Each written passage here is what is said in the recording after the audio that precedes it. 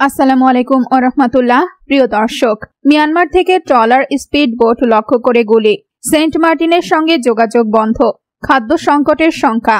জানাবো এর বিস্তারিত, ভিডিওটি না টেনে দেখতে থাকুন। বাংলাদেশের টেকনাফ সীমান্তে বারবার গুলিবর্ষণের কারণে সেন্ট মার্টিনে নৌযান চলাচল বন্ধ রয়েছে। গত 4 দিন ধরে ওই পথে জাহাজ, ট্রলার, স্পিড বোট সহ সকল ধরনের নৌযান চলাচলের ওপর নিষেধাজ্ঞা দিয়েছে জেলা প্রশাসন। বিষয়টি নিশ্চিত করে সেন্ট মার্টিন ইউনিয়ন পরিষদের চেয়ারম্যান মুজিবুর রহমান বলেন, 4 দিন ধরে নৌযান চলাচল বন্ধ রয়েছে, যাতায়াত করা যাচ্ছে না, ফলে খাদ্য সংকটের আশঙ্কা করা যাচ্ছে। সেন্ট মার্টিন বোট মালিক সমিতির সভাপতি আব্দুর রশিদ বলেন, 4 দিন ধরে ট্রলার চলাচল বন্ধ রয়েছে। মিয়ানমার থেকে আমার ট্রলারও গুলি করা হয়েছে। কয়েকদিন আগে আরেকটি ট্রলারকে লক্ষ্য করে গুলি করা হয়। এ সময় লোকজন পারাপার হতে পারছে না। টেকনাফ থেকে সেন্ট মার্টিনে খাদ্য ও নিত্য প্রয়োজনীয় পণ্য বহনকারী ট্রলারগুলো চলতে পারছে না। এই নিয়ে সমস্যায় পড়েছি আমরা।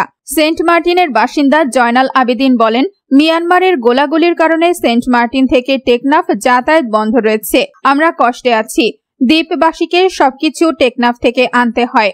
আমরা কষ্টে আছি।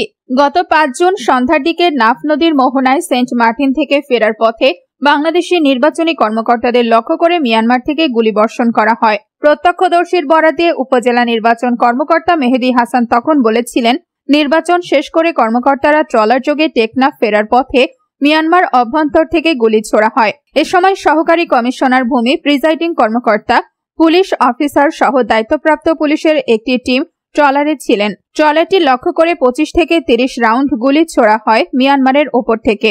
এর আগেও টেকনাফ সেন্ট মার্টিনের ট্রলার লক্ষ্য করে বারবার গুলি ছুড়েছে মিয়ানমারের ওপার থেকে। এসব ঘটনায় আতঙ্কিত হয়ে ট্রলার এবং স্পিড বোট চলাচল বন্ধ রেখেছে বলে জানিয়েছে প্রশাসন। কক্সবাজার জেলা প্রশাসনের অতিরিক্ত জেলা ম্যাজিস্ট্রেট মোহাম্মদ ইয়ামিন হোসেন বলেন, সেন্ট মার্টিনে প্রায় 10,000 মানুষের বসবাস। তাদের নিত্য প্রয়োজনীয় পণ্য ট্রলার যোগে আনানেওয়া করতে হয়। যেহেতু মিয়ানমার থেকে বারবার গুলি করা হচ্ছে, তাই পরবর্তী নির্দেশ না দেওয়া পর্যন্ত টেকনাফ সেন্ট মার্টিনের সমস্ত নৌযান চলাচল বন্ধ ঘোষণা করা হয়েছে। তবে বিকল্প পথে কিভাবে খাদ্য সামগ্রী এবং যাতায়াতের ব্যবস্থা করা যায়, এসব নিয়ে চিন্তা ভাবনা করা হচ্ছে। তিনি আরো বলেন, ওপার থেকে গুলি ছোড়া হচ্ছে, কিন্তু কারা গুলি করছে আমরা বুঝতে পারছি না। যেহেতু ওপারে যুদ্ধ চলছে, আমরা এসব বিষয় নিয়ে সরকারকে অবহিত করেছি।